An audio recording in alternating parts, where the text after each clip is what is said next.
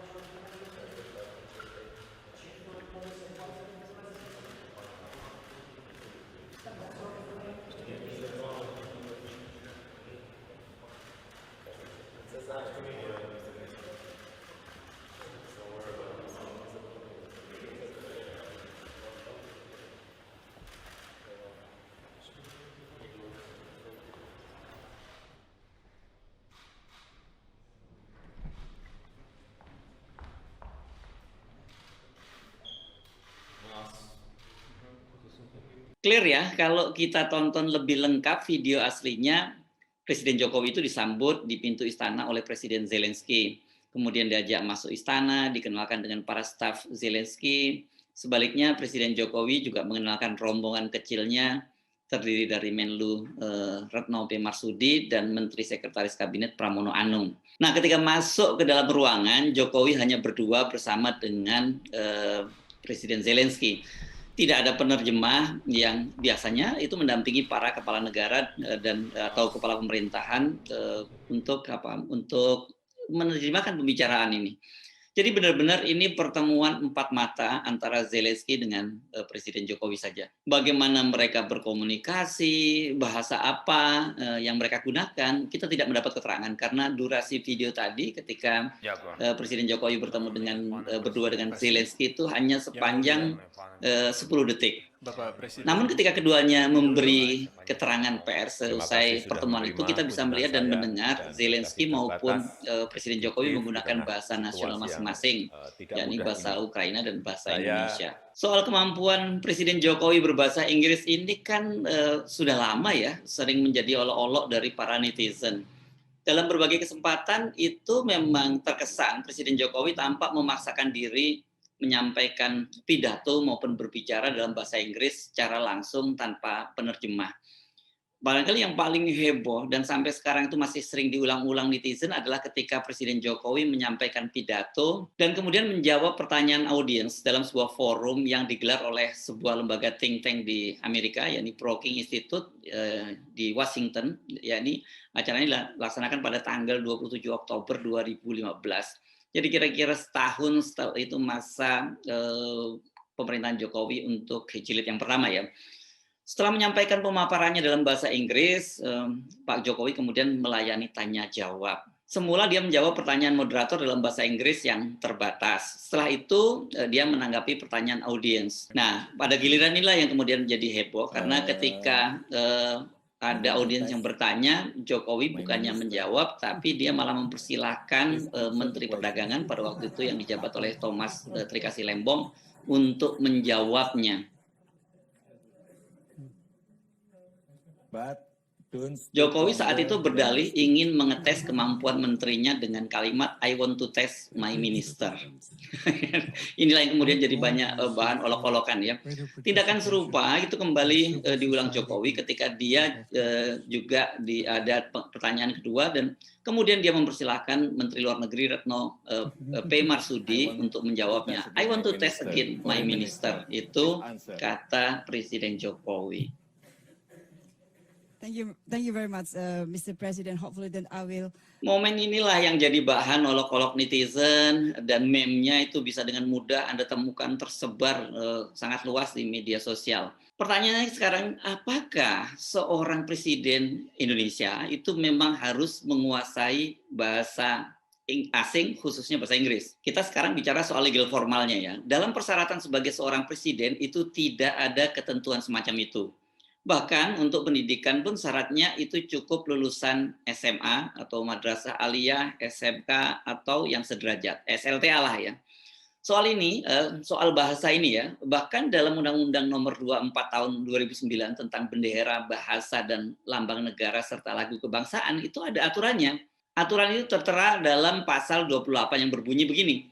Bahasa Indonesia wajib digunakan dalam pidato resmi presiden, wakil presiden, dan pejabat negara yang lain yang disampaikan di dalam atau di luar negeri. Pada tahun 2019, Presiden Jokowi juga menerbitkan peraturan presiden, ini peraturan presiden nomor 63 tahun 2019 tentang penggunaan bahasa Indonesia. Peraturan presiden ini salah satunya mengatur bahwa presiden, wapres, dan pejabat negara lain wajib berpidato dengan menggunakan bahasa Indonesia baik di dalam ataupun di luar negeri. Jadi ini wajib ya, karena itu tercantum dalam pasal 5 Perpres tersebut. Perpres ini diterbitkan untuk menggantikan Perpres nomor 16 tahun 2010 yang sebelumnya diterbitkan oleh Presiden SBY maksud saya. Dalam Perpres era SBY itu juga diatur penggunaan bahasa Indonesia dan penggunaan bahasa Indonesia dalam pidato presiden, wakil presiden di luar negeri. Namun tidak ada kata wajib ya. Selama 10 tahun menjabat sebagai presiden, SBY itu juga kerap sekali menggunakan bahasa Inggris saat menyampaikan pidatonya di forum-forum internasional. Pada waktu itu muncul semacam rumor bahwa Perpres yang diterbitkan oleh Jokowi ini untuk menggantikan untuk menutupi maksud saya kelemahan dia dalam berbahasa Inggris. Tapi sebenarnya Jokowi nggak salah juga dengan menerbitkan Perpres ini karena aturan undang-undangnya juga ada semacam itu. Jadi Perpres ini semacam aturan pelaksana dari undang-undang tadi. Jadi sekali lagi ini perlu kita garis bawahi, kalau kita merujuk pada undang-undang maupun Perpres tadi, ketika menyampaikan pidato secara resmi itu Pak Jokowi harusnya juga menggunakan bahasa Indonesia. Nah, tapi saya kemarin menyimak ketika Presiden Jokowi menyampaikan penjelasannya kepada wartawan bersama dengan Presiden Zelensky dan juga bersama Presiden Rusia Putin, itu Pak Jokowi menggunakan bahasa Indonesia, sementara Zelensky dan Pak Putin itu menggunakan bahasa nasional mereka. Kalau Putin tentu saja menggunakan bahasa Rusia. Indonesia. Konstitusi Indonesia mengamanatkan agar Indonesia selalu berusaha berkontribusi. Tetapi jangan salah ya, walaupun tetap menggunakan bahasa Rusia, itu Putin itu sesungguhnya menurut sejumlah media di Rusia, dia menguasai sejumlah bahasa asing, antara lain Inggris, Jerman, Tartar, itu ya. Tartar ini saya kira bagian dari komunitas Islam yang juga masuk dalam Federasi Rusia, dan dia juga sedikit bisa berbahasa Swedia.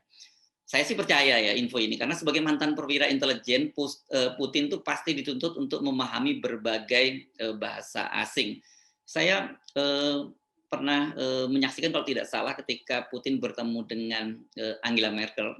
Angela Merkel itu pada waktu itu adalah kanselir dari Jerman, dia waktu itu menggunakan bahasa Jerman, sementara kemudian Angela Merkel ini menggunakan bahasa Rusia, karena memang Merkel ini kan berasal dari Jerman Timur yang pada waktu itu dikuasai oleh Rusia. Putin ini juga pernah berdinas di Jerman Timur, dan tentu saja dia fasih berbahasa Jerman. Namun tetap saja dalam berbagai forum resmi, termasuk ketika bertemu dengan para kepala negara lain, Putin tetap menggunakan penerjemah. Ini kalau kita belajar dari pengalaman presiden-presiden kita sebelumnya, saya ambil contoh misalnya Presiden Soeharto, ini karena dia berkuasa selama 32 tahun ya, itu juga selalu menggunakan bahasa Indonesia dalam forum-forum internasional. Pak Harto ini mempunyai seorang penerjemah tetap yang tampilannya ini selalu mencuri perhatian. Bahkan ini telah menjadi semacam legenda karena dia posisi duduknya itu selalu di sampingnya Pak Harto dengan para tamu negara itu yang ditemui oleh Pak Harto. Dan kenapa menjadi legenda? Karena dia mendampingi Pak Harto selama 30 tahun. Namanya adalah Widodo Sutio. Ini seorang diplomat karir yang kemudian dicomot menjadi penerjemah karena kemampuan bahasa asingnya. Foto-foto ini menunjukkan ketika Widodo selalu duduk di samping Pak Harto. Ini sangat ikonik ya. Apakah Pak Harto tidak bisa berbahasa Inggris? Menurut keterangan Widodo, Pak Harto itu paham dengan bahasa Inggris. Namun Pak Harto tetap saja menggunakan bahasa Indonesia dalam forum-forum internasional maupun dalam berkomunikasi dengan para kepala negara maupun orang-orang asing ya. Sebagai wartawan yang pernah bertugas di lingkungan kepresidenan di era Pak Harto, saya pernah menyaksikan sendiri Pak Harto menjawab pertanyaan wartawan dalam bahasa Inggris itu tanpa menunggu penerjemah. Pertanyaannya mengapa dengan keterbatasan bahasa Inggris tersebut kok Pak Jokowi itu masih tetap terkesan memaksakan diri untuk tampil dalam forum internasional menggunakan bahasa Inggris. Dalam berbagai kesempatan misalnya kita lihat Pak Jokowi itu menggunakan contekan ya berupa kertas untuk itu contekan itu bukan hanya ketika dia pidato tapi ketika juga menjawab pertanyaan dalam bahasa Inggris. Misalnya ini ketika dia diwawancarai oleh seorang YouTuber Amerika, Casey Neistat. Coba perhatikan foto ini yang saya screenshot dari channelnya Casey ya. Pak Jokowi itu menjawab pertanyaan Casey dengan membaca kertas jawaban. Begitu juga tadi ketika bertemu dengan Zelensky, Presiden Jokowi itu sekarang contekannya beda, dia tanpa membaca contekan dari sebuah iPad ya. Here we celebrate the 70th anniversary of Indonesia-Canada relation. I'm strongly committed to continue enhancing cooperation between our two countries. It's a real pleasure to sit down with Indonesian President Joko Widodo, an opportunity to continue to deepen the friendship and the relationship we have. Indonesia is one of Canada's most important partners in the region. And the opportunities to collaborate on climate change, on economic growth, on jobs, on opportunities for our citizens is very exciting. C'est un grand plaisir de pouvoir m'asseoir avec le président Widodo de l'Indonésie. L'Indonésie représente un partenaire très important pour nous dans la région et on va travailler ensemble sur la croissance, sur les opportunités pour nos citoyens, sur le changement climatique et bien d'autres choses en plus. Merci tout le monde. Anda sempat memperhatikan tidak tadi ketika Pak Jokowi bicara membaca iPad. Jadi ketika dia bicara kan kemudian tidak ada kontak mata ya dengan Trudeau ya, karena dia membaca iPad. Padahal itu culture orang Barat itu kalau bicara itu sebagai tanda hormat kita harus ada eye contact, saling menatap begitu. Tapi Pak Jokowi karena harus membaca iPad ya dia tidak bisa eye contact. Sebaliknya Trudeau itu dengan santainya menjawab dalam dua bahasa, ya ini bahasa Inggris dan kemudian melanjutkan dalam bahasa Prancis.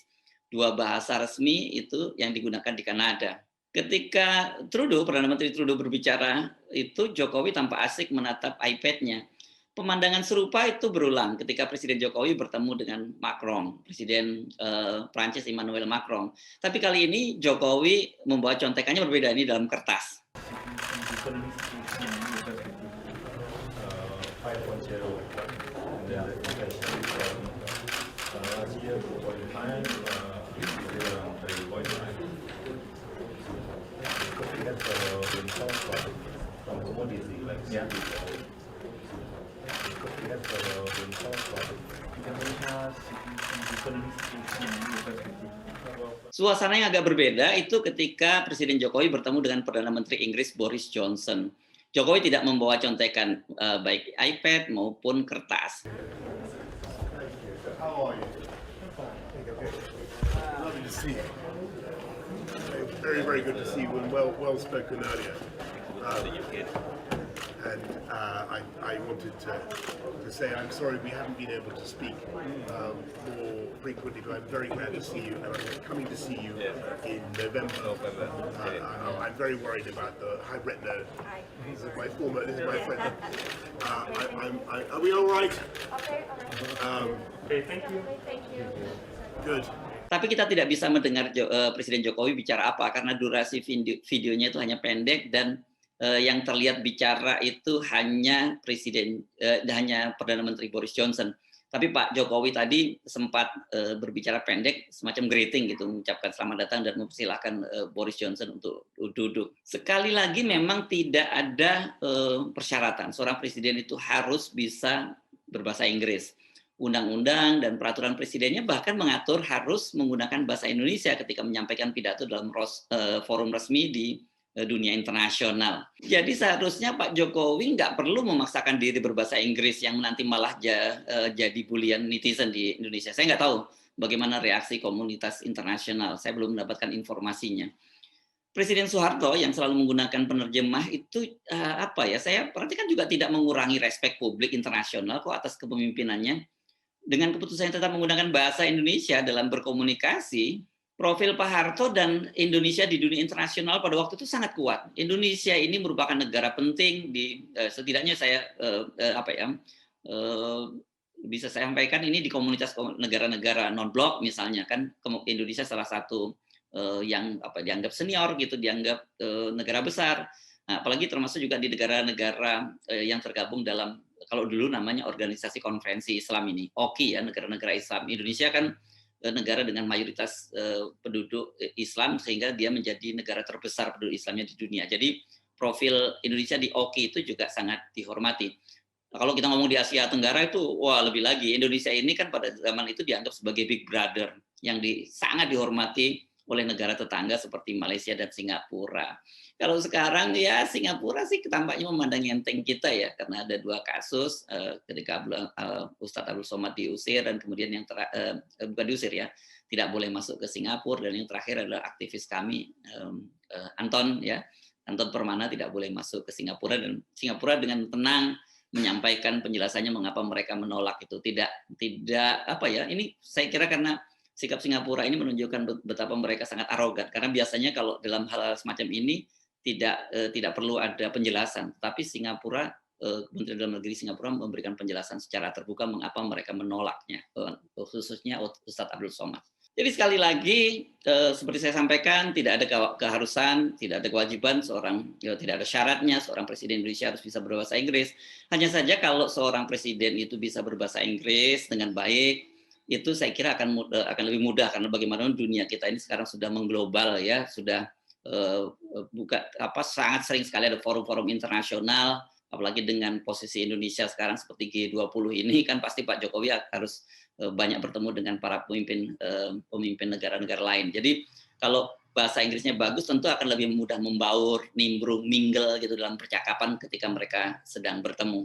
Coba perhatikan video ini ya, ketika Presiden Jokowi bergabung dan foto bersama dengan para kepala negara lain dalam forum G7 yang berlangsung di Elmau, di Jerman ya. Tanpa para kepala negara pemerintahan itu kepala negara dan para kepala pemerintahan itu bisa bercakap-cakap dengan santai gitu. Sementara kita bisa perhatikan tadi Presiden Jokowi ya 1-2 kali berbicara tapi tampaknya lebih banyak diam. Dan dia sempat ditepuk oleh Perdana Menteri Jepang dan kemudian bercakap-cakap pendek. Dia juga tampak cakap secara terbatas dengan Presiden Amerika Joe Biden yang posisinya tepat di sebelahnya. Padahal ini kan sebenarnya momen yang sangat bagus ketika Pak Jokowi berada di sebelah Joe Biden dan bisa menyampaikan beberapa agenda Indonesia ke Amerika dalam situasi yang informal gitu, nggak perlu bicara di Gedung Putih.